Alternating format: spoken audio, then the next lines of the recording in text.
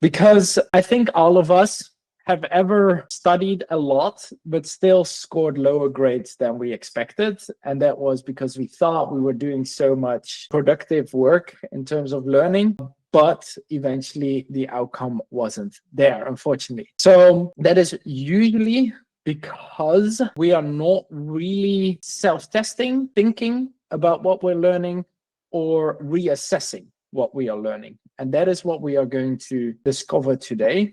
So this is going to help you learn in a more efficient and effective way. And the actual simple definition of metacognition is thinking about your thinking. So thinking about your thinking. This isn't going to get woo-woo or something like that, but we're going to reassess what we are learning. I'm going to first share a quick visual with you such that you get to see what this process or this cycle can look like. So give me a thumbs up once you can see my screen, please. Can you see this? Yes. All right, awesome. So the principle of metacognition is actually a continuous cycle of our thinking. And we're going to start at the top, where we see that the first thing that we want to do is assessing the task, which in simple terms means, and I will give an example, studying chapter 1 of topic X. And by assessing the task, we're going to ask, okay, what are the things that we need to get done for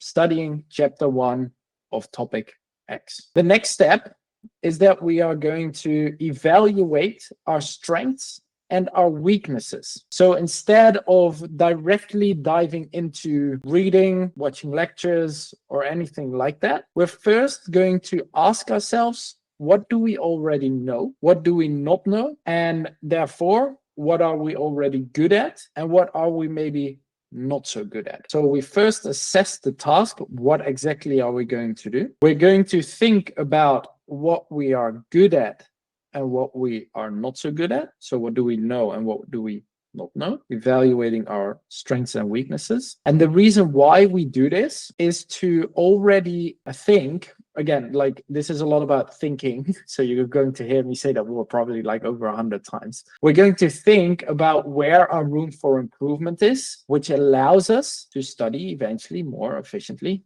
and effectively. And you can apply this, eventually this skill, in every area of your life. So not only learning for an exam, but also when you are asked to maybe assess a situation in a work setting.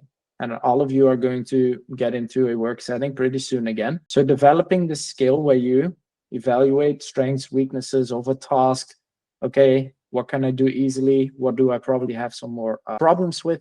Is going to be beneficial. Any questions about number 1 and number 2? The third step is that we're going to plan the approach. And this means that we are going to think about, okay, how are we going to strengthen our strength, and how are we going to optimize and develop and strengthen our weaknesses? In order to plan the approach, you of course need to have some knowledge and some skills in terms of more efficient and effective learning, which you're also learning here in the program. So eventually, again, this cycle is an ongoing process. This is not something that you do once. Probably in 2 or 3 weeks from now, you have a lot of different new skills under your belt, and you're going to think differently about the approach and how to implement this. Okay, so you're going to plan the approach. What am I going to do? How am I going to do it? And after that, you're going to apply the strategies, which is very straightforward. You're going to execute. So you're going to execute on the plan. And after you've done that, so after you apply it,